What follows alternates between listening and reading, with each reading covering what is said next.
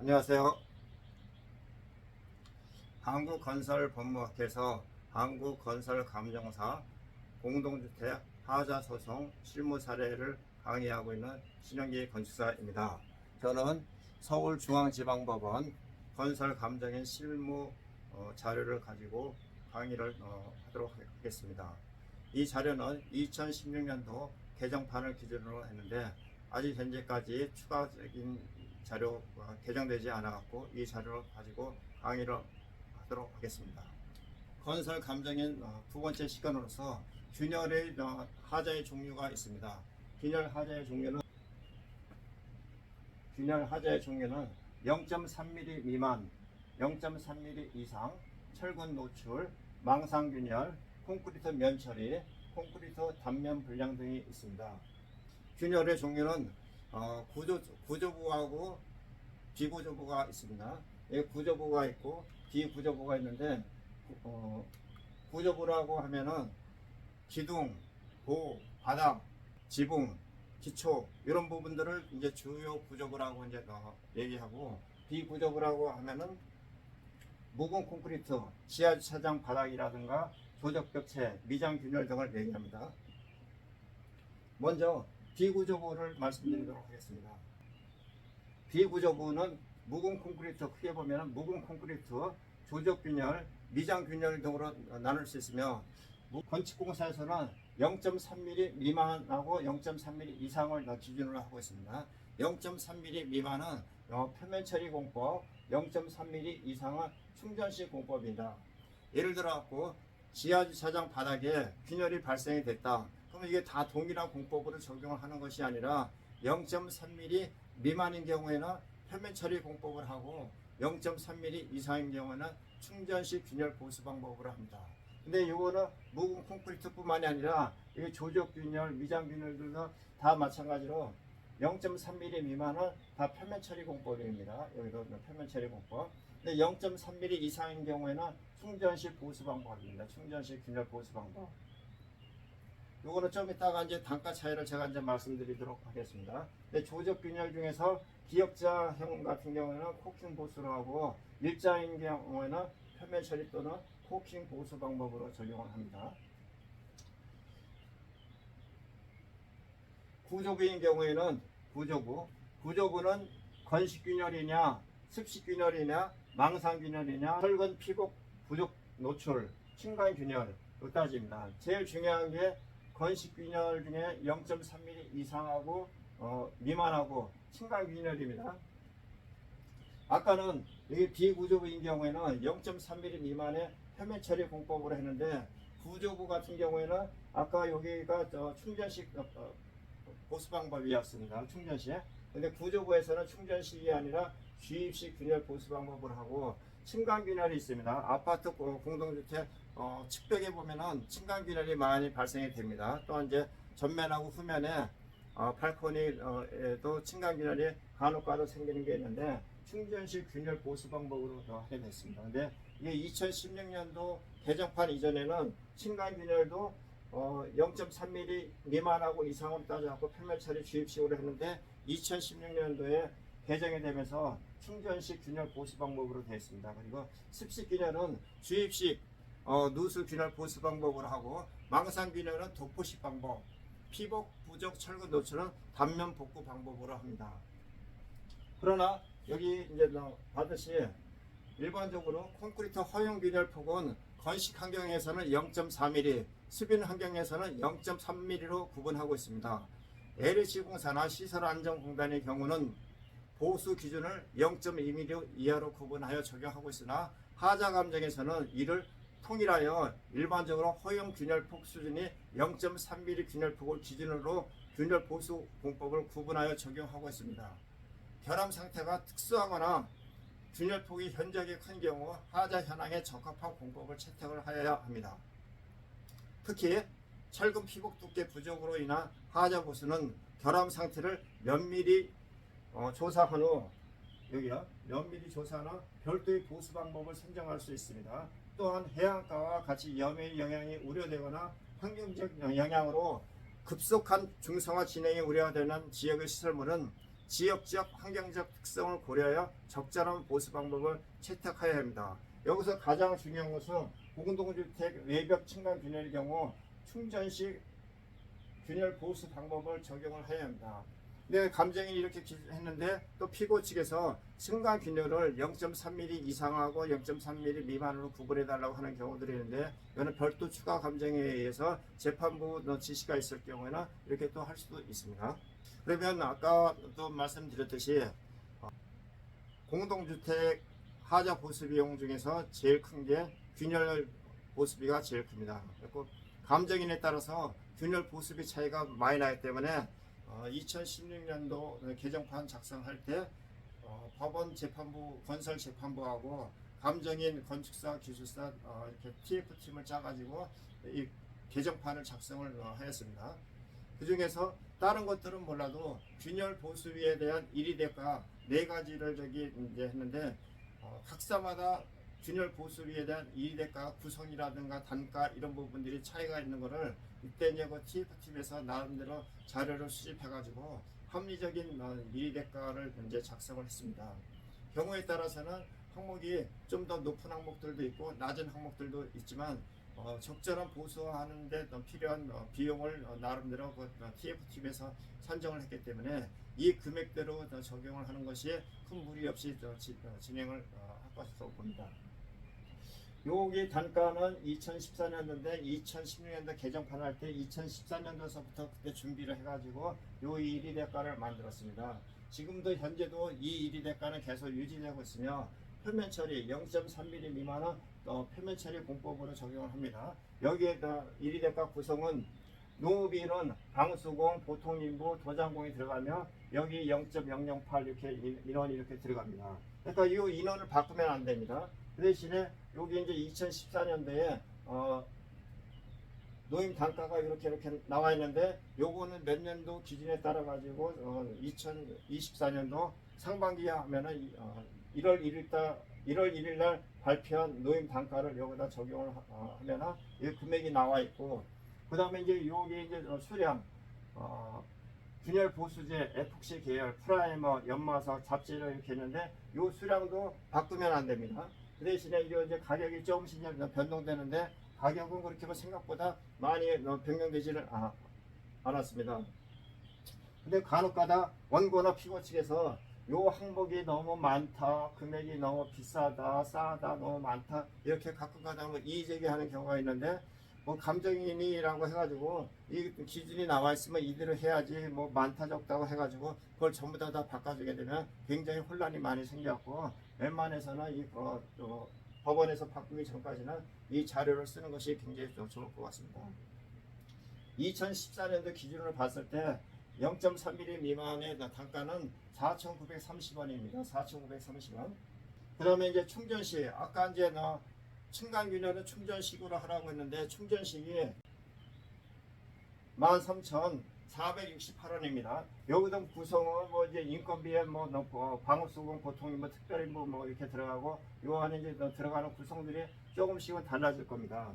그렇지만 0.3mm 미만은 표면 처리 공법으로 하는데 0.3mm 금액보다 충전식 금액이 2.7배가 더 비쌉니다. 2.7배. 그 다음에 건식공법이 있습니다. 건식공법은 0.3mm 이상인 경우에는 22,000원으로서 4.6배가 비쌉니다. 그러니까 균열을 이렇게 조사를 할 때 이게 0.3mm 이상이냐 미만이냐에 따라 갖고 0.3mm 이상이 4.6배가 비싸기 때문에 그래서 상당히 신중하게 0.3mm를 선택을 해야 합니다. 균열이라고 하는 게 눈으로 보는 균열하고 막상 가가지고 이렇게 파치를 하다 보면은 거기 이제 외벽 같은데 콘크리트 타설하고 면 처리를 하고 수성 페인트 작업할 때 약간 퍼티 작업하고 수성 페인트 작업을 하게 되면 그 도막 두께가 한 0.5mm 내지 0.8mm 그 정도 됩니다. 그게 콘크리트 벽에 이렇게 덧칠이 되어 있기 때문에 온도 신축에 따라서 그것도 같이 움직입니다.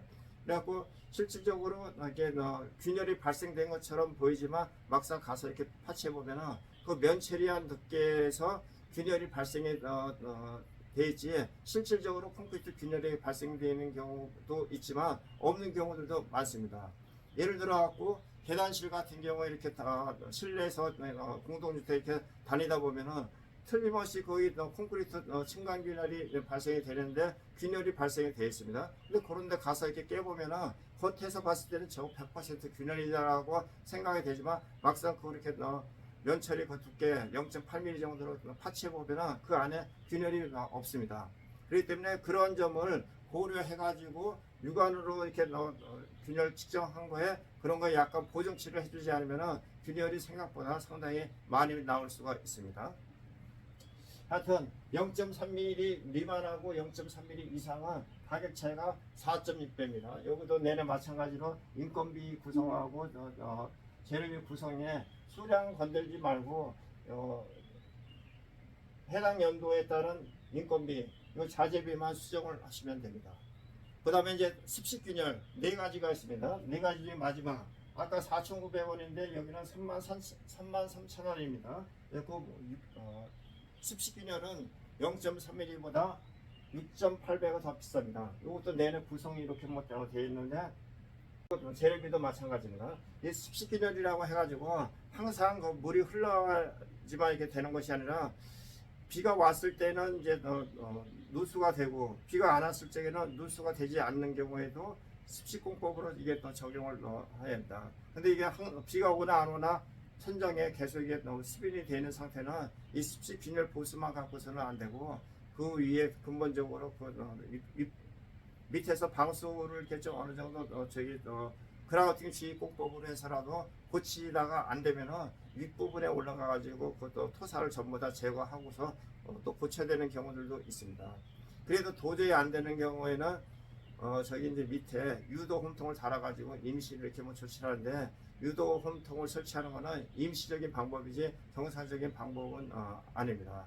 그래서 실질적으로 지하주차장에 가서 이렇게 보면은 고칠 수 있는 부분도 있지만 이게 지하층에서 고치는 건 진짜 힘든 부분은 윗부분에 지상층에 올라가 가지고 그 땅을 한 1m, 1m 50을 파가지고 방수를 전부 다 한 다음에 다시 성토하고서 마감공사 하려고 그러면은 일부분 어디 이렇게 샌다고 하는 부분을 고치는 부분이 생각보다 상당히 또 많이 들어갈 수가 있습니다.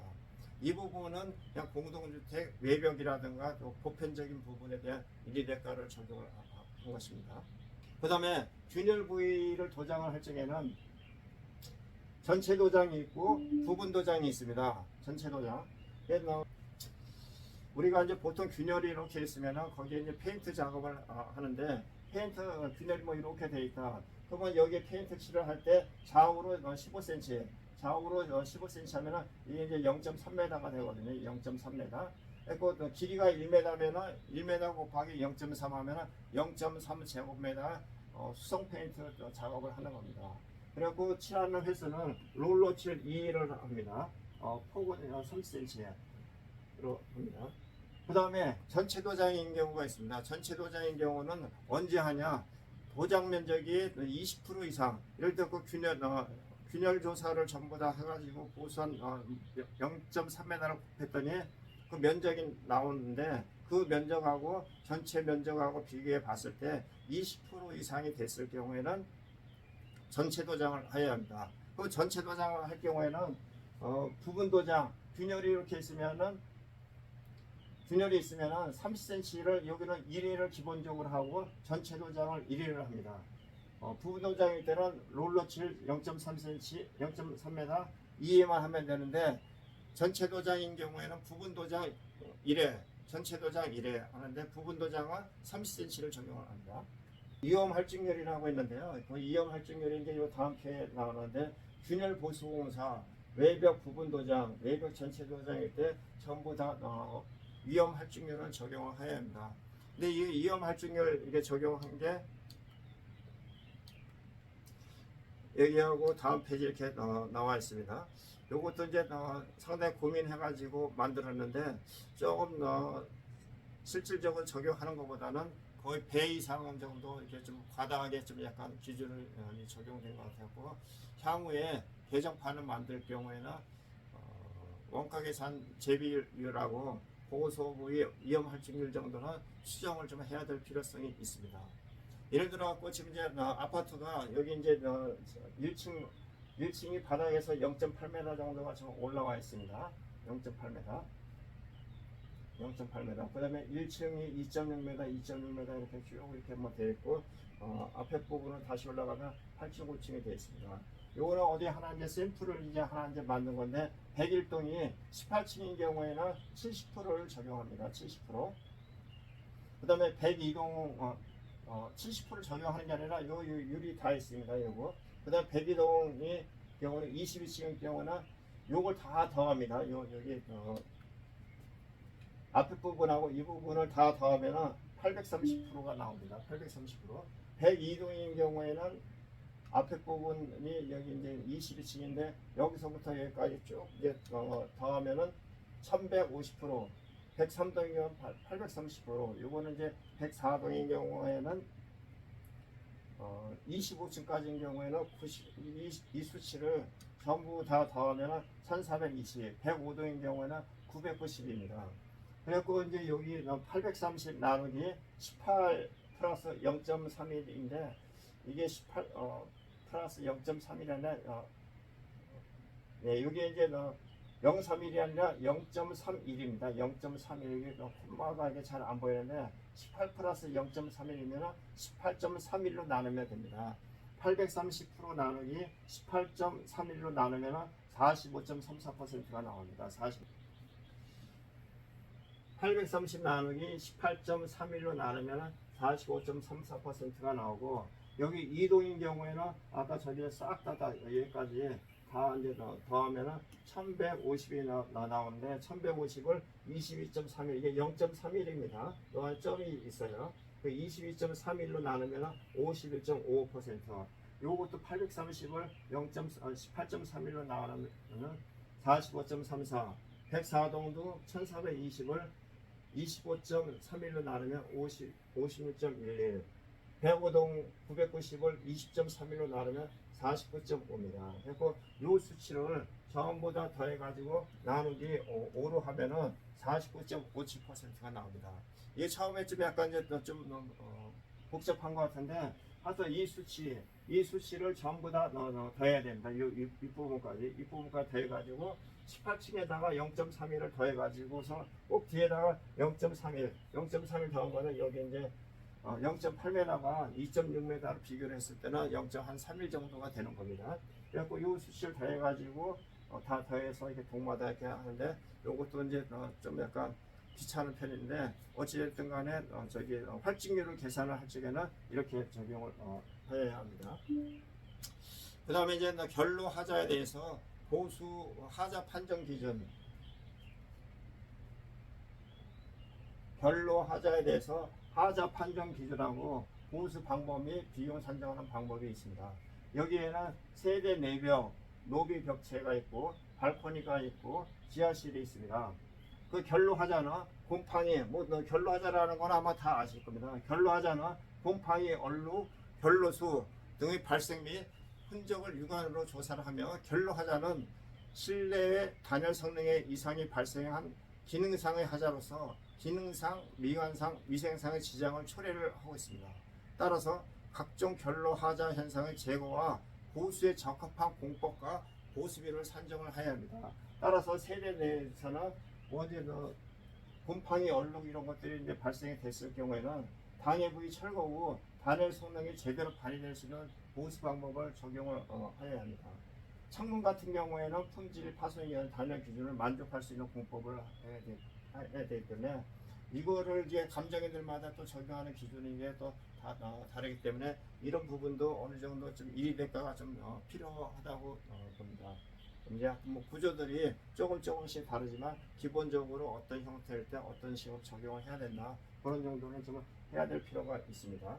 그 다음에 발코니 같은 경우에 샤시를 설치를 하는데, 요즘은 아파트들이 전부 다 이제 발코니에 샤시가 되어 있는데 2016년도 이때까지만 해도 발코니 샤시를 마음대로 설치할 수가 없었습니다. 그래서 이제 설치한 데가 있고 설치하지 않은 데는 입주자들이라든가 주민들이 이렇게 개별적으로 설치한 경우가 있습니다. 근데 이제 지금은 거의 대부분 다 이제 설치가 되어 있는데, 그때만 해도 부분 소유자가 샤시를 직접 했을 때 하자가 발생이 되면은 샤시업체에게 보수 책임은 분양자가 아닌 샤시 업자에게 있으므로 시공상 하자에서 제외가 됩니다. 그런데 분양자가 샤시를 시공했을 경우에는 당해부의 결로 현상을 해소할 수 있는 적절한 보수 방법을 적용을 해야 합니다. 그 다음에 보조 주방 외벽 단열 미비, 이런 부분에도 뭐 하자가 발생이 되면은 정상적인 단열 성능을 충족할 수 있는 보수 방법을 선정해야 합니다. 이제 지하실이 이제 제일 문제입니다. 지하층의 결로 하자는 지하층의 단열, 환기 시스템 등을 고려한 적합한 보수 방법을 채택해야 합니다. 이건 상당히 좀 애매한 부분이 있어요. 근데 지하층에 하여튼 뭐 완벽하게 결로 현상을 방지하기 위해서는 공조 시스템을 이제 설치를 해야 되는데, 아직까지 우리나라는 지하층 계단실 지하층 같은 경우에는 공조 설비를 이렇게 막 의무적으로 하게끔 되어 있지는 않다 보니까 지하층하고 계단실하고 연결되는 연결 통로 같은데 여름철에 엄청난 결로 현상이 많이 발생이 되었고, 바닥에 뭐 물이 한 1, 2cm 정도가 보일 정도가 됩니다. 이게 누수하자라고도 생각되지만 온도 차에 따른 결로 현상으로 인해 가지고 이런 현상이 발생이 되는데, 이게 좀 제도적으로 빨리 좀 보완이 되어야 될 것 같습니다. 이런데도 공기조화 설비를 완벽하게 좀 이렇게 하다 보면 충분히 이런 부분들을 막을 수가 있는데, 그래도 최근에 짓는 아파트들은 이런 부분들이 많이 개선이 되고, 그래도 한 10여 년 전에 지은 아파트들은 이런 설비가 안 돼 있다 보니까 제습기를 이제 설치를 해가지고 활용하는 경우들도 좀 있고, 근데 그 전에는 제습기도 설치하지 않다 보니까 매년 여름철에 결로 현상이 엄청나게 많이 발생이 됩니다. 제습기도 처음서부터 그게 반영이 돼 있으면 괜찮은데 반영이 돼 있지 않고 하자를 방지하려다 보니까 나중에 사용 승인 검사 끝난 다음에 제습기를 설치하려고 하는데, 제습기를 설치하려고 하면은 또 비용도 그러지만 전기 콘센트를 꽂아야 되고, 그 제습을 한 다음에 그 물을 외부로 배출을 시켜야 되는데, 배출시킬 만한 적당한 장소가 있으면 그나마 다행인데 배출시킬 장소가 없으면 그 물 처리하는 것도 상당히 좀 힘듭니다. 그리고 그 물을 이렇게 제습하여갖고 어디 통에다 모아놓은 다음에 또 모다로 설치해가지고 우리 실내에 실내기가 있고 실외기가 있는데, 여기서 나오는 결로수를 응결수를 배출하는 시설이 있어야 됩니다. 에어컨 설치를 하려고 그러면. 그럼 여기도 제습기에서 나오는 그 물을 통에다 받아가지고 외부로 배출할 때는 어떤 통에 해가지고 또 모달을 설치해가지고 또 배관하는 것도 또 해야 되기 때문에 그런 비용들이 생각보다 또 많이 들어갑니다. 단순하게 제습기 한 대만 설치만 해갖고 되는 게 아니고, 또 제습기도 또 설치하고 또 구멍도 뚫어야 되고, 또 경우에 따라서는 이제 그것도 안 되는 경우에는 환풍기를 또 설치하는 경우도 있기 때문에 그거 하나 이렇게 콘크리트 옹벽을 철거하는데 그 비용이 또 만만치 않습니다.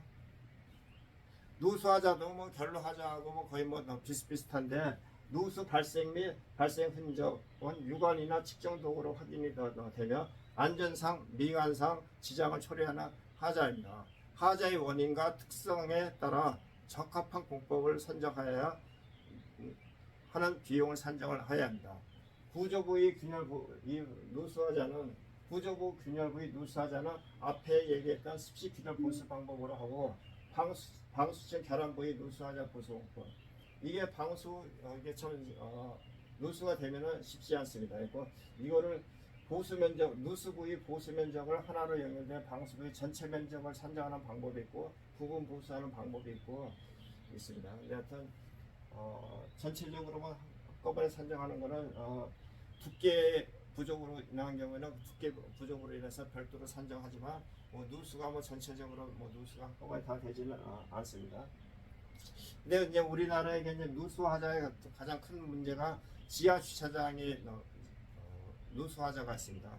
우리나라의 법상 외부에 접한 부분은 방수를 하게끔 되는데, 예를 들어 지하 주차장의 5계층이다. 그러면 외벽 부분하고 제일 밑에 층하고 지하층 뚜껑에서 노출된 부분은 방수를 하는데, 그 중간에 지하 1층 바닥, 지하 2층 바닥, 3층 바닥, 4층 바닥 이런 데는 중간에 방수할 의무가 없습니다.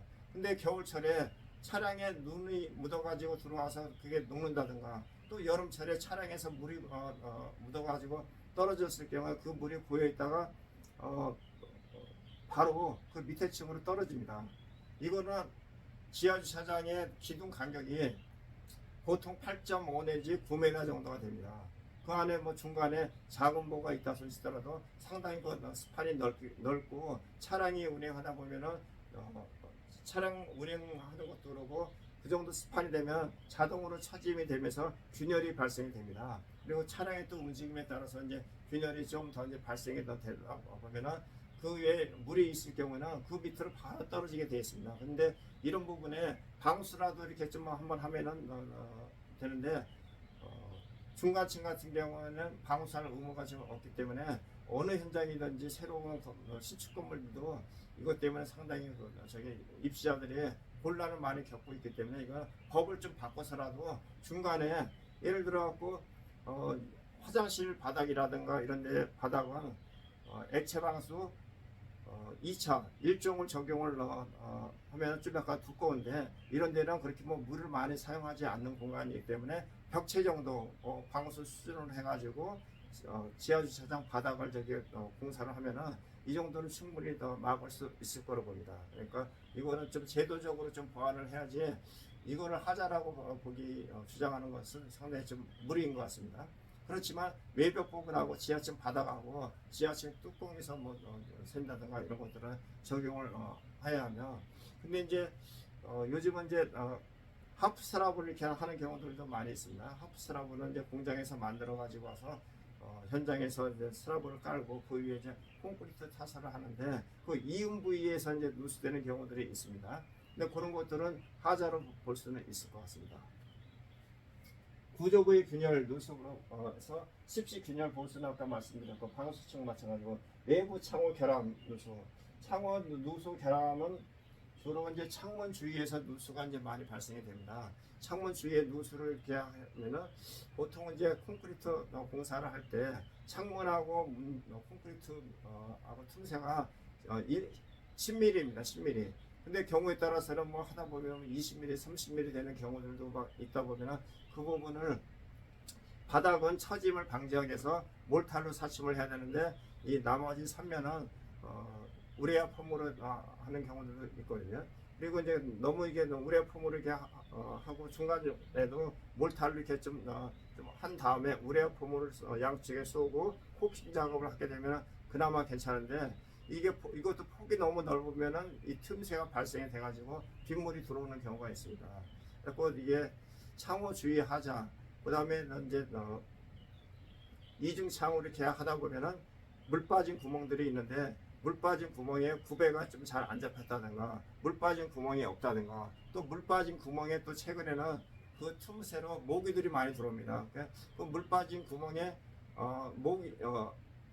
모기나 하루살이 이런 것들이 들어오지 못하게끔 방충망을 설치를 해야 됩니다. 근데 이게 의무사항이 아니다 보니까 거의 상당 부분에 그 물 빠진 구멍에 방충망을 설치하지 않는 경우가 있거든요. 근데 기능상으로 봤을 때는 이게 꼭 필요한 방충망이 필요로 하기 때문에 그거는 뭐 도면상에 없더라도 이런 것들은 꼭 개선해야 될 사항이고 하자로 충분히 다 볼 수가 있기 때문에 하자가 보수 비용이 만만치 않습니다. 그러니까 처음서부터 공장에서 그거 만들면은 돈 얼마 들어가지도 않는데 나중에 그 뭐 도면에 있니 없니 뭐 그렇지만 아까도 말씀드렸듯이 하자는 사용상, 기능상, 미관상 지장을 처리하면 하자로 볼 수가 있습니다.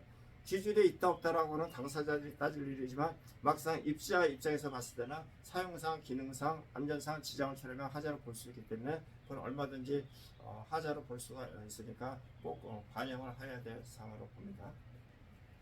타일 하자가 상당히 또 많이 발생이 됩니다. 여기 보면은 타일에 균열, 파손, 탈락, 들뜸, 배부름, 구배불량 또 다음에는 이제 다음 페이지는 이제 또 타일 하자가 나오는데 균열, 파손, 탈락 이런 균열, 파손, 탈락은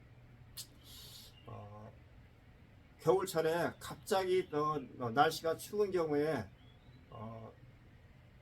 벽체가 수축이 되면서 타일이 같이 탈락되는 경우가 있습니다. 근데 이게 바로 나타나는 경우들도 있지만 뭐 몇 년마다 이렇게 갑작스럽게 이상 기후를 해갖고 뭐 추운 경우에 이런 현상이 발생이 되는데 이게 벽체만 봐도 탈락이 되는 게 아니라 요즘은 이제 엘리베이터 홀이라든가 거실 같은데 폴싱 타일을 많이 깔고 있는데, 폴리싱 타일에 폴리싱 타일, 포세린 타일 이렇게만 얘기하는데, 폴리싱 타일은 바닥에 저기 유약을 뿌려가지고 반짝반짝 빛나는 거고, 포세린 타일은 동일한데 이제 유약을 칠하지 않았기 때문에 미끄럼을 좀 방지할 수가 있습니다. 그렇지만 재질은 거의 동일하고 규격이 거의 대부분 600에 600이기 때문에 굉장히 큽니다. 이것도 건물의 신축 이상기후에서 건물의 수축 팽창을 되다 보면 바닥 타일들도 들고 일어나는 경우들이 많이 있거든요. 근데 이것을 방지를 하려고 하면은 폴리싱 타일이 600에 600인데 그 뒤에 약간의 홈이 좀 있다 손치더라도 그거 갖고 방지할 수는 없습니다. 그래갖고 그 뒤에 600에 600이면 한 4군데 정도 에폭시 묻혀가지고 철사라든가 이렇게 갖고 수염을 좀 이렇게 좀 달아가지고 이렇게 하다 보면은, 그러면서 거기에 이제 몰타를 이렇게 집어넣다 보면 몰타라고 그 이제 에폭시 본드에 그 철사 수염 같은 것들을 달라붙어 갖고 탈락되는 것을 방지할 수도 있는데, 그걸 안 하게 되면은 시간 지나고 이상기후이면 거의 다 떨어지기 때문에 그 보수 비용이 만만치 않습니다. 그렇기 때문에 아주 조그만 자재 만들 때 그런 것만 조금만 더 신경 쓰면은 큰 하자를 방지할 수가 있는데 아주 상당히 안타까운 경우가 많이 있습니다. 그 다음에 이제 균열 파손, 이게 탈락 부분인데, 여기에도 이제 보면은 균열 파손 탈락은 육안의 관측도를 판단하며 생활의 주요 공간 이렇게 되는데, 균열이 있다고 해가지고 딱 그거 한 장만 균열이 발생되는 게 아니라 이 쇠뭉치를 갖고서 이렇게 툭툭툭 쳐보면은 그 주변에 타일들이 많이 떨어져 있습니다. 그리고 아파트 같은 데 이렇게 보면은 사면에 벽이 있으면은 떨어지는 벽체가 있습니다. 방향에 따라 가지고. 그리고 거기 떨어진 데 이렇게 보면은 한두 장이 아니라 어떤 때는 한쪽 벽면 전체가 다 들뜸 현상들이 발생이 되고, 간혹가다 이렇게 금이 이렇게 가 있는 데도 있고, 뭐 테이핑으로 처리한 데도 있는데, 균열이 간 거는 그거만 보수하면 되지만, 막상 이제 들뜸 부분까지 나중에 보수를 하게 되면 다 떨어지기 때문에 쇠뭉치로 이렇게 또 한 번씩 두들겨 보면서 보수 비용 면적을 이렇게 산정을 해야 합니다. 들뜸 배부른 부분도 아까 이제 요 위에 마찬가지처럼 균열 부위 주변에 이렇게 쳐보면은 들뜸 배부른 부분 현상이 발생되기 때문에 그렇게 이제 보수 비용을 선정을 하면 되고, 또 보수를 선정할 적에는 카팅으로 이렇게 또 하기 때문에 단순하게 그것도 이렇게 철거하고 부착하는 비용만 하는 게 아니라 그라인딩을 철거하는 비용, 그런 것들도 감안을 해야 합니다. 구배 불량 같은 경우에는 바닥에 구배가 이제 형성되지 않아서 가지고 물곰이 현상이 발생이 됩니다. 그러니까 최소 5cm 정도가 좀 있어야 되고, 그렇지 않으면은 제일 짧은 거리에 100분의 1 정도 구배가 형성이 되어 있으면 됩니다. 여기 이제 좀 아까 이제 말씀드렸던 100분의 1 물매하고 5cm 더 있어요. 최소 단차가 있어야 됩니다.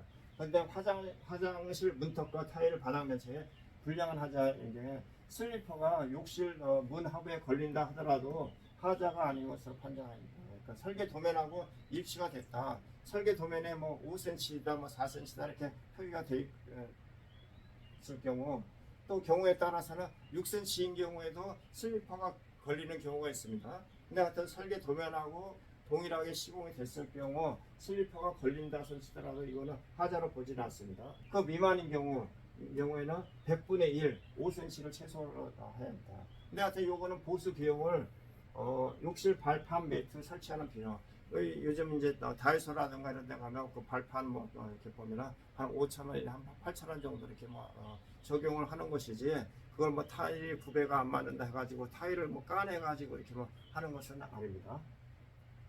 그 다음에 이제 DTM 부족 부분이 있는데, 서울시 건축학회에서는 80% 정도만 채우면 된다라고 이렇게 또 하는데, 80% 하는 거는 이렇게 최소 그냥 80% 하지만 건설공사 표준품셈에서는 100% 하는 거를 이렇게 산정을 하기 때문에, 예를 들었고 타일 파츠를 해가지고 이렇게 이제 까봤을 때 이렇게 몰탈 면적을 전부 다 이제 사진을 찍어서 캐드로 이렇게 면적 산정하면은 몇 퍼센트 적용이 됐는지 알 수가 있습니다. 그러면 이제 그거에 이제 부족한 부분은 이제 부족 부분을 이렇게 하는데, 근데 이제 부족하다고 하더라도 이걸 전부 다 그냥 타일 전체를 다 이렇게 보는 것이 아니고 부족한 부분에 대한 그 면적을 이렇게 뭐 좀 산정해 줄 수는 있는데, 이거로 인해 가지고 별도의 보수 비용을 산정하면은 그건 안 됩니다. 부족한 부분의 비용은 차액으로 산정을 해주되 이걸 보수하는 비용으로 산정하는 것이 아닙니다. 근데 이제 80%안 되는 부분,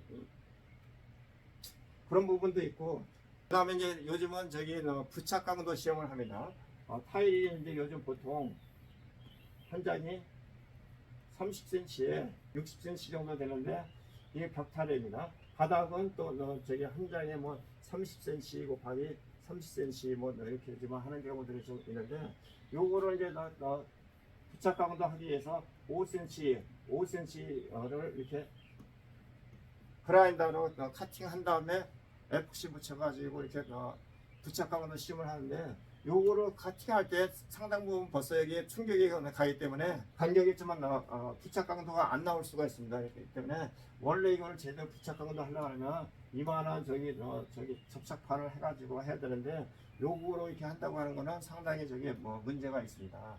그래서 나름대로 괜찮다라고 하는 부위에 부착하는데, 어떤 데는 뭐 하자마자 바로 떨어지는 경우들도 있고, 어떤 경우는 이제 간신히 되는 경우도 있고, 또 기준보다 뭐 1.5배 이상, 2배 정도 이렇게 나오는 경우들도 있는데, 이 그라인딩 할 때 이 옆에 충격이 가지 말아야 되는데, 충격이 가가지고 벌써 그 순간에 벌써 이게 다 떨어져 있는 경우들도 좀 있습니다. 그래서 그리고 이제 부착 강도 할 때 이게 한 군데만 하는 게 아니라 뭐 보통 두 군데 이상씩 정도 합니다.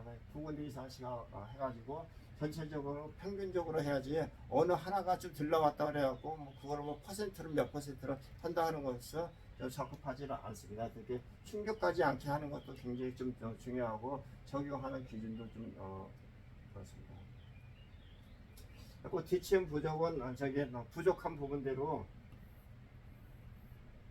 이렇게 있으면 몰탈, 이거 이제 빈 퍼센트를 해가지고 요걸로 하지만, 이 부착 요거는 전체적으로 다 적용할 수가 있는데, 이 부착 강도가 이상이 나오는 거는 평균적인 이상이 나오는 거는 전체적으로 다 동일하게 적용합니다. 여기서 뭐 부착 강도 적게 나왔다고 해가지고 전체적으로 다 적용할 필요는 없고, 어차피 부착 강도가 적든 많든 간에 타일의 가장 큰 하자는 균열 및 탈락, 들뜸 이런 부분이 제일 큰 문제가 있습니다. 그런 부분에서 이미 상당 부분 다 봐줬기 때문에 여기에 부착 강도에 따른 별도의 비용은 상당히 고민해서 적용을 해야 될 것 같습니다. 창호 개폐 불량, 요거는 아까 이제 뭐 창호가 이렇게 하다 보면 수직도가 좀 안 맞는다든가, 뭐 이제 바람이 많이 들어온다든가, 이제 여러 가지 이제 하자들이 발생이 되는데, 그거는 입시자들이 잘 알고 있습니다. 공통적인 하자는 뭐 손잡이가 뭐 없다든가 뭐 그런 부분도 있고, 방충망이 뭐 찢어졌다든가 뭐 그런 부분, 그런 것들은 개별 하자별로 이렇게 좀 이제 적용을 할 수가 있습니다. 그 다음에 이제 방문 등의 도어 마구리 미시공 부분이 있는데, 요거는 이제 화장실이라든가 화장실, 세탁실, 욕실, 샤워실 이런 데는 물을 많이 사용하는 데는 목재 문짝 윗부분하고 윗부분에 마감 처리가 돼야 되는데, 마감 처리 안 한 경우가 있습니다. 최근에는 이런 부분들이 많이 좀 개선이 되는데, 이런 부분에는 페인트를 칠하는 보수 비용을 산정합니다.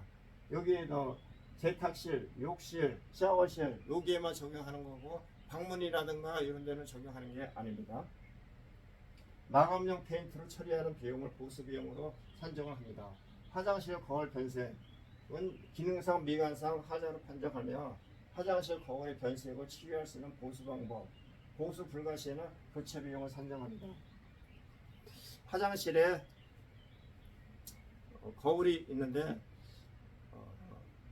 이거는 사용상에서도 좀 약간 문제가 있을 수도 있습니다. 어떤 집은 똑같이 이렇게 만드는데도 멀쩡한 부분이 있는데, 어떤 데는 가끔 가다 보면은 밑에 좀 변색되는 부분들이 있는데, 너무 이제 물을 이렇게 좀 많이 쓰고 환기를 좀 안 시킨다든가 그럴 경우에는 그런 현상이 좀 발생이 될 수가 있는데 그것을 부분적으로 고치기는 힘들 겁니다. 그러니까 일정한 비용을 이렇게 산정하긴 하는데 전체 교체를 해야지 되지 부분적인 그 교체는 보수는 쉽지 않을 거로 봅니다.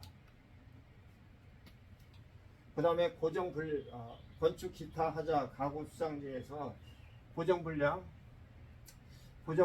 대표불량, 시트지 들뜸이 있습니다. 그 싱크대에 이제 주로 이제 싱크대 문짝에 고정이 잘 안 됐다든가 시트지가 벗겨졌다든가 뭐 그런 부분들이 있는데 그런 것들은 각 세대마다 이제 조사를 해가지고 개소당 얼마 이렇게 뭐 적용을 하면 됩니다. 그런데 이제 이게 이제 서울중앙지방법원 감정실무 기준하고 국토부 공동주택 하자 판정 기준하고는 조금 약간 상반되는 부분들이 이 부분입니다. 싱크대 하부 미시공 여기는 싱크대 하부 바닥에 마감이 없어 시멘트 모르타르가 그대로 노출된 경우는 분진이 발생될 우려가 있으므로 미관상 지정을 처리하므로 하자로 판단한다. 그래서 따라서 하부 바닥을 에폭시 페인트로 도장하는 보수 비용을 산정한다. 이렇게 되어 있는데 아직도 이게 좀 개선이 좀 잘 안 되는 부분인데 미장까지는 다 합니다. 미장까지 다 하는데 거기에 이제 에폭시 페인트를 하는 경우는 좀 약간 좀 드물고 간혹가다 이제 비닐 장판지를 좀 까는 경우들이 있고 그 안에까지를 온돌마루로 까는 경우는 좀 적습니다. 근데 이게 도면상에 정확하게 그 표기가 돼야 되는데 설계사무소하고 잘 정보 교류가 안 되다 보니까 이런 현상이 계속 이렇게 발생이 되는데 도면상에 이런 부분에는 마감 안에 마감 제외라고만 딱 써놓으면 되는데 싱크대 하부 바닥 벽체 또 이제 거울 뒷면이라든가 가구 뒷면 이런 데 마감 없음 제외 이렇게 딱 표기만 하면은 이건 하자로 적용하는 게 아닌데 도면상의 표기 오류로 인해 가지고 이걸 전체적으로 다 하자로 다 보고 있습니다. 그러면 여기에는 지금 에폭시 페인트로 되는데 에폭시 페인트가 여기 0.1mm냐 0.2mm냐 0.3mm냐 이게 이제 다 에폭시 이제 코팅으로 다 들어가는 거예요. 코팅. 그렇다고 뭐 주차장은 이렇게 두껍게만 하진 않는데 이것도 0.1mm, 0.2mm, 0.3mm까지 코팅했는데 이런 것들이 이제 정확한 표기가 없으니까 몇 mm를 하냐에 따라서도 또 나중에 사실계가 또 이제 여러 번 이제 또 올 수가 또 있습니다. 근데 이제 바닥은 진짜 가끔가다 청소도 하니까 에폭시 페인트를 하든 비닐 장판을 하든 뭘 해야 된다라고 생각이 드는데 여기 이제 벽체 미시공 부분이 있습니다. 싱크대 벽체 뒷부분은 그 도면상에 잘 표기하는 부분도 없고 LH도 이런 것들을 잘 표기를 잘 안 합니다. 근데 이제 개인적으로 발주하는 것들은 거의 표기가 지금 잘 없는데 근데 싱크대 그 벽체에 거의 마감하는 경우는 거의 없는데 도면에 표기가 없다고 해가지고 하자 보수 비용을 산정을 하는 거는 좀 약간 적절하지 않습니다. 근데 여기 보면은 싱크대 벽면의 마감 미시공은 설계 도면, 실내 재료 마감표 및 방해 부위 상세도 마감지의 표기 유무에 따라 판단한다. 건축물의 설계 도서, 실내 재료 마감표, 싱크대 벽체 상세 도면, 시방서 등의 마감재를 미시공하도록 표기한 경우에는 하자에서 제외한다. 그러니까 미시공하도록 표기한 경우에서는 하자를 제외하는데 표기가 없으면 그러면 하자로 봐야 된다는 얘기거든요. 그러니까 이제 이게 꼭 필요한 경우 같으면 해야 되는데 이것도 좀 약간 논란의 대상은 좀 되고 있습니다. 근데 우리나라 설계 도면에 표기된 데가 거의 없고 시공한 데도 거의 없고 그렇게 해야 될 필요성도 없습니다. 그렇지만 바닥은 좀 해야 될 필요성이 있어요. 근데 국토부에서는 여기는 에폭시 페인트다 비닐 장판이나 그런 것도 없고 미장 마감만 하면 된다라고만 또 국토부 공문을 이렇게 또 주장하고 있습니다. 그 다음에 천장 반자 틀 각지의 간격이 상이한 경우 보통 이제 천장에는 목재 틀로 하거나 경량 철골 천장 틀로 하는 경우가 있습니다. 이제 재질이 또 변경됐다라고 이렇게 또 하는 경우도 있는데 그게 참 큰 하자는 아닌데 근데 이제 반자틀 반자틀 각재가 보통 한 30에 한 30 정도를 쓰고 간격은 한 450 정도로 이렇게 반자틀을 이렇게 하는데, 이게 이제 목재를 가공할 때 하다 보면은 뭐 27mm, 뭐 25mm 정도 이렇게 나오는 경우들도 있습니다. 근데 하여튼 도면상에 뭐 30에 30으로 나왔는데 27에 25로 했다든가 했을 경우에는 규격 상위로 인해 가지고 또 이것도 하자의 대상이 되기 때문에 별거 아닌 것 같지만서도 이것들은 꼭 규격을 좀 지키고 재질도 정확하게 좀 반영을 해야 될 필요가 있습니다. 그렇지 않으면 처음부터 규격을 실질적으로 사용할 수 있는 규격 정도로 바꾼다고 했을 경우는 하자에 해당이 안 되는데, 하여튼 도면하고 비교했을 때 차이가 있으면 하자로 볼 수가 있습니다. 그리고 차액으로 산정을 해야 합니다. 차액으로. 하자 없이 시공하였을 경우에 시공 비용과 하자 있는 상태대로 시공의 차액을 산정합니다. 걸레바지도 내려갔습니다. 액체 방수층 변경 시공. 액체 방수 두께 부족, 일부 방수층 및 시공 같은 하자는 설계 도면의 방해 부위 상세도, 시방서 등을 판단합니다. 근데 이제 액체 방수가 이제 여러 번 이제 뭐 규정이 뭐 바뀌다 보니까 두께 표기가 요즘은 잘 안 되고 있습니다. 근데 이제 부착 강도를 위해서 최소 4mm 정도를 저기 해야 돼요. 4mm. 4mm 정도 더가 나와야지 부착 강도를 실시할 수가 있습니다. 근데 이제 뭐 4mm가 안 됐다 그래갖고 이제 하자라고 이제 규정을 이제 하기 때문에 어쩔 수 없이 감정인들도 4mm를 기준으로 하는데, 4mm 이렇게 뭐 했다고 했는데 예를 들어갖고 2mm 시공이 됐다 그러면 50% 적용을 이렇게 하는데 50% 적용하면은 안 되고, 이 50 플러스 4mm로 100으로 했을 때 이 100을 이렇게 더해서 나누기 2로 하면은 75%거든요. 75%. 얘가 4mm를 기준으로 했을 때 2mm가 시공이 됐다라고 하면은 2mm는 50%인데 정상으로 했을 때 100이고 나누기 2로 하면은 75가 되거든요. 그러니까 요거는 왜 70을 이렇게 적용하냐면은 이건 공사를 할 때 바탕 청소도 또 해야 되고, 그 다음에 가설지 공사도 해야 되고, 조명시설도 해야 되고, 양생도 해야 되고, 또 본 작업도 해야 되고, 뭐 이제 여러 가지 작업들이 있거든요. 그러니까 뭐 두께에 따른 거는 이제 어쩔 수 없이 해야 되는데, 기본적인 작업하는 부분들도 있기 때문에 이런 식으로 적용하게 되면 어느 정도 적정한 것 같고, 그럼 여기서 아까도 말씀드렸듯이 표준 품셈으로 적용할 거냐,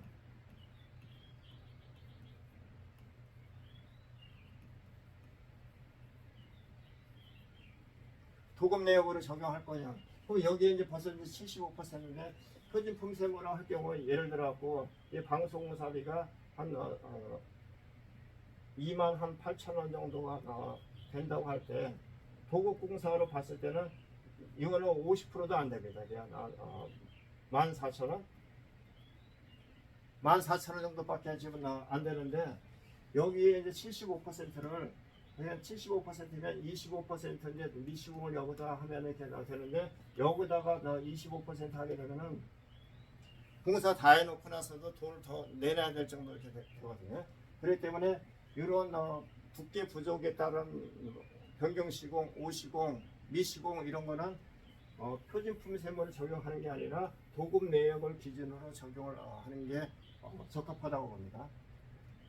여기 또 액체 방수도 이제 마찬가지고, 그 다음에 미장 몰탈 두께 보조, 아까 첫째 시간에도 말씀드렸듯이 18mm 넣었는데 12mm로 시공이 되어 있다. 그것도 이런 공법 선식으로 적용하면 됩니다.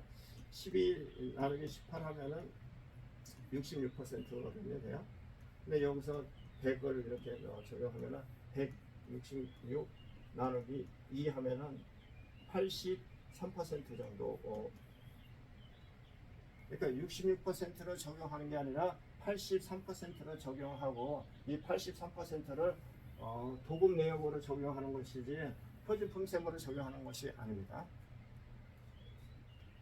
그 다음에 PD내 미장 미시공, 파이프 닥트 내벽의 미장 마감 여부는 설계 도면의 설계 도면 및 재료 마감패 당해 상세도로 판단한다.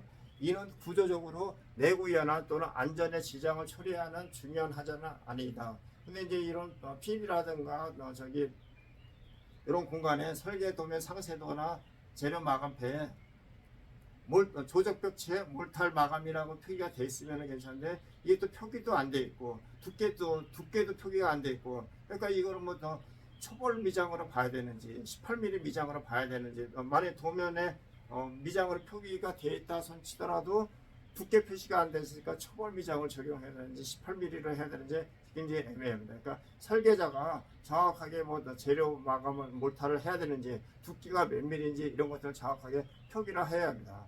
근데 이제 만약에 이게 안 됐을 경우에는 보통 이제 이런 공간은 저기 이제 초벌 미장으로 좀 하는데 또 이것도 국토부하고 좀 약간 상충되는 부분들이 있습니다. 그거는 또 나중에 다음 시간에 말씀을 드리겠습니다. 지하주차장 바닥 구배 분량, 지하주차장 바닥 구배 분량이 있는데 지하주차장에 원래 이제 보통 10cm 저기 묵은 콘크리트 타설을 이렇게 하는데 거기는 구배 표시가 안 되어 있습니다. 근데 이제 실질적으로 이제 가운데 부분을 좀 약간 높게 하고 트렌치 있는 부분을 좀 약간 낮게 하면서 쭉 이렇게 트렌치 부분에 선원통 쪽으로 구배를 잡는데 그 이제 10cm라 그러면 가운데를 예를 들어 한 12cm 정도 하고 트렌치 있는 부분은 한 8cm 정도 이렇게 하는데 8cm에서 쭉 옆으로 이렇게 하다 보면은 방수를 하고 거기에 이제 보호몰타를 이렇게 뭐 시공한다고 하더라도 그게 구배가 잘 잡히질 않습니다. 그렇기 때문에 여기 이제 구배 분량이라고 하는 게 묵은 콘크리트 두께가 10cm냐 도면에 나와 있는 데는 10cm냐 아니냐 그러면 제일 높은 데로 할 거냐 중간으로 할 거냐 중간 정도로 해가지고 콘크리트 묵은 콘크리트 두께를 이제 측정을 하고 그 다음에 액체 방수층 두께도 이제 같이 이제 측정을 합니다. 근데 이제 지하주차장 바닥에 균열이 이제 발생이 많이 되는데 그거는 또 나중에 또 이제 또 할 기회가 있는데 이 지하주차장 바닥은 균열이 발생되는 원인이 상당히 많습니다. 그러니까 이제 또 이제 설계상, 감리상, 그다음에 시공상, 하도업체, 또 이제 발주처 그런 부분에 이제 책임에 따라서 조금 이제 보수 비용 산정을 좀 달리할 수가 있습니다. 근데 여기서 이제 지하주차장 바닥 레벨은 항상 물고임이 좀 없도록 시공을 좀 해야지 하자로 적용되지 않습니다.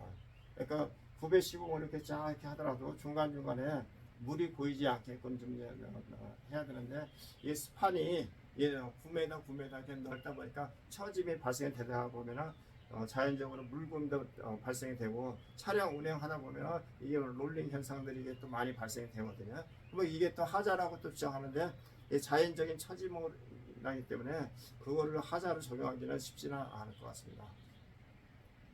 지하주차장 트렌치 누락 배수 분량, 지하 트렌치 여기서 뭐 누락되는 경우는 거의 없는데 구배 분량이라고 하는데 지하 주차장 트렌치 구배가 예를 들어 그 선원통 간격이 한 20m 정도 간격 아마 될 겁니다.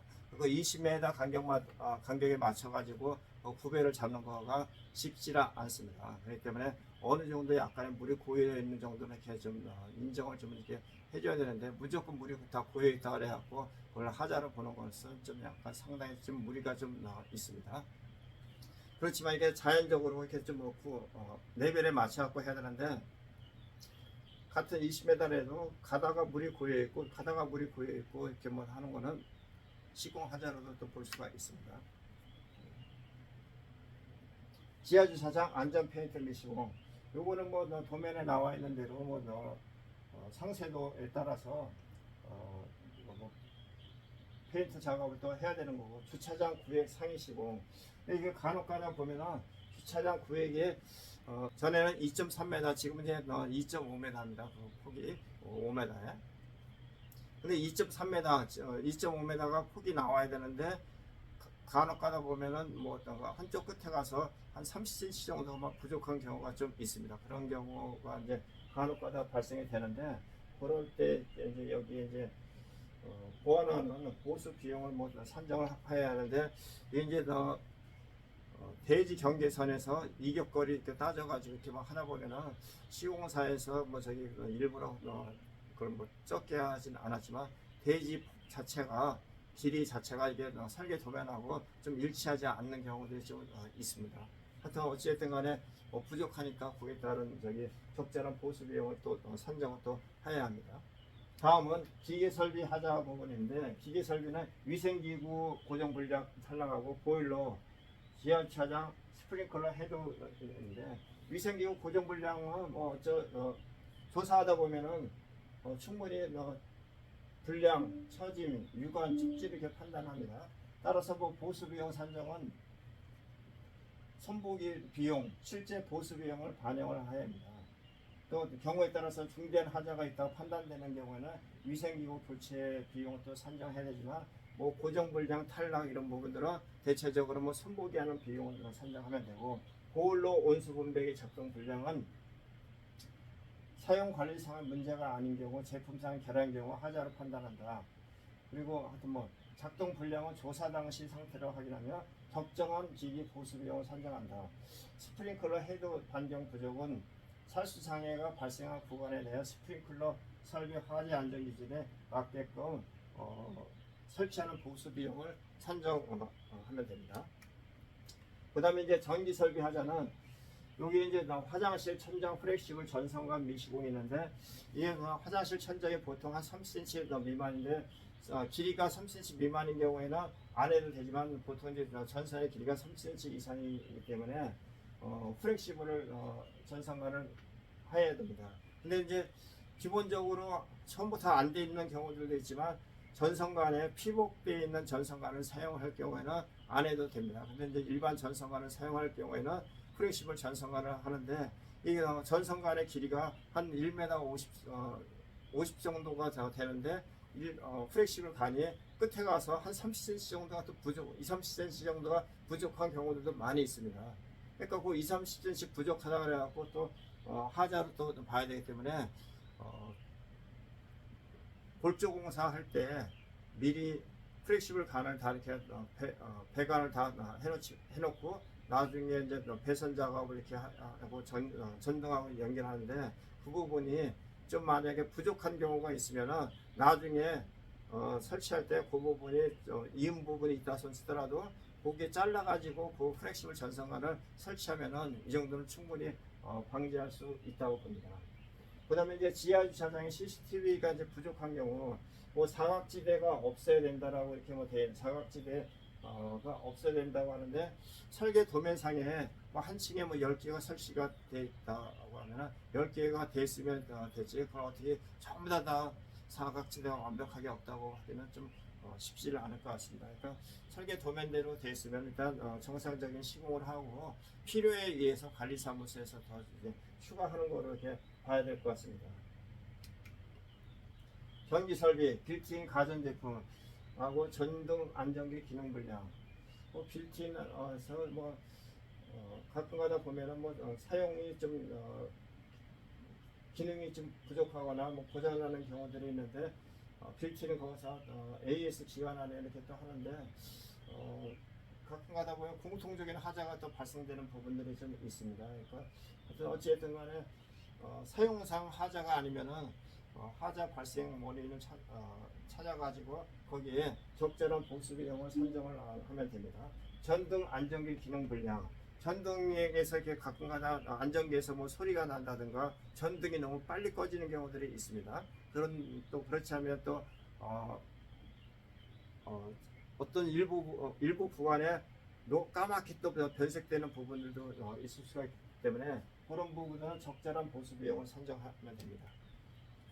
부대 토목공사, 단지 내 직구 구배 불량인 경우, 그런 경우에는 레벨로 이렇게 선정하는데, 단지 내 구배 불량이라고 하는 게 거의 대부분의 이제 물고기 현상들이 이제 많이 발생이 되니까, 그 부분에 이제 비가 왔을 때라든가 이렇게 가지고 한번 이렇게 보면은 레벨로 측량하는 것보다 더 실질적으로 잘 알 수가 있습니다. 그래서 거기에 적절한 적정 범위에 한해서 보수 비용을 산정하면 됩니다.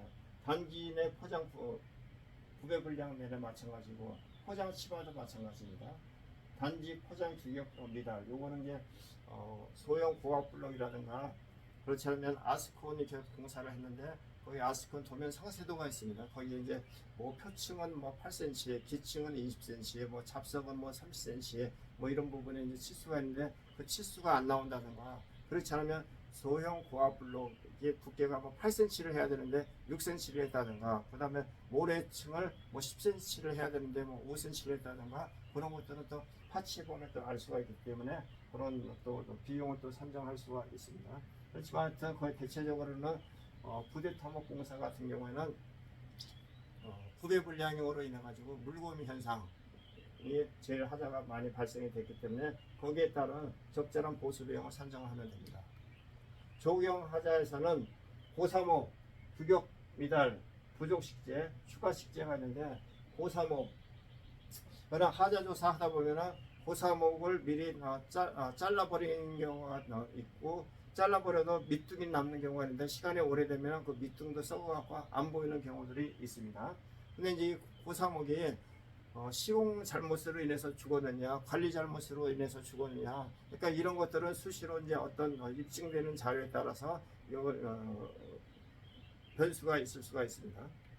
그리고 이제 조경 식재를 이렇게 했다 손치더라도 배치도상에 아파트 동에 있으면 그 중간 적절하게 이렇게 나무를 심었는데 햇빛이 전혀 안 가는 지역도 있거든요. 그러니까 그거는 설계상에 또 잘못된 부분도 있고, 그렇지 않으면 토사가 굉장히 중요한데, 토사가 좀 적절하지 않은 토사를 이렇게 또 깔고 나서 그 위에다가 나무를 심는 경우, 또 이제 소금기가 있는 토사라든가 해안가라든가 이제 그런 부분들이 있는데, 그러니까 고사목이 발생이 됐다 손치더라도 시공상 하자인지 관리상 하자인지는 좀 구분할 필요가 있습니다.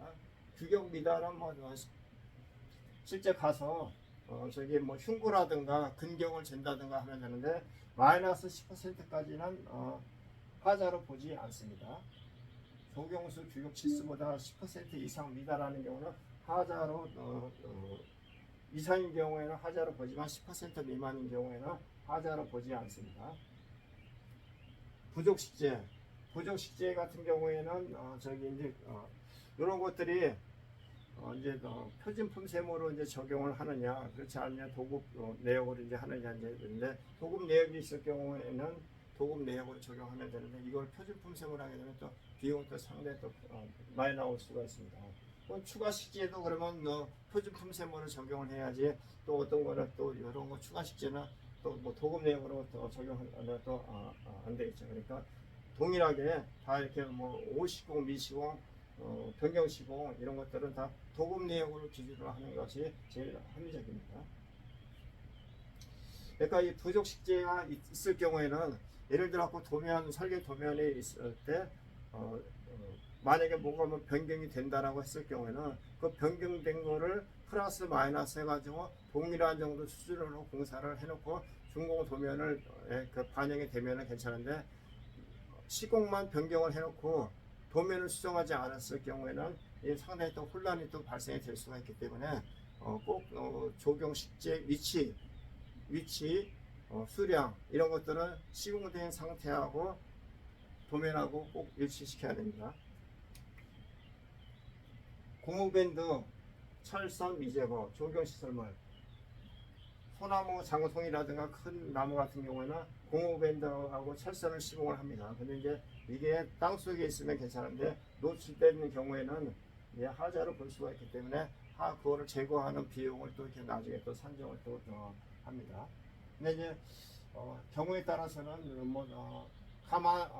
새끼줄로 하는 경우들도 있는데, 새끼줄로 할 경우에는 이게 나중에 이게 이제 겨울철에 썩으면서 열이 발생이 돼가지고 뿌리가 또 죽을 수가 있기 때문에 새끼줄은 오히려 거름이 되는 게 아니라 열이 발생이 돼가지고 나무가 고사될 수 있는 원인이 될 수가 있기 때문에, 될 수 있으면은 새끼줄 사용하지 말고 새끼줄이 있으면은 새끼줄을 꼭 제거한 후에 식재를 해야 합니다. 조경시설물 판정 기준, 이런 것들은 뭐 설계 도서에 따라 가지고 규격 치수 수량이 이제 적절한지 아닌지 그런 것들을 이제 판단해 갖고 보수 비용을 산정합니다. 이상으로 한국건설법무학회 공동주택 하자 소송 실무 사례 둘째 시간을 마치도록 하겠습니다. 감사합니다. 다음에 좀 더 좋은 내용으로 찾아뵙겠습니다.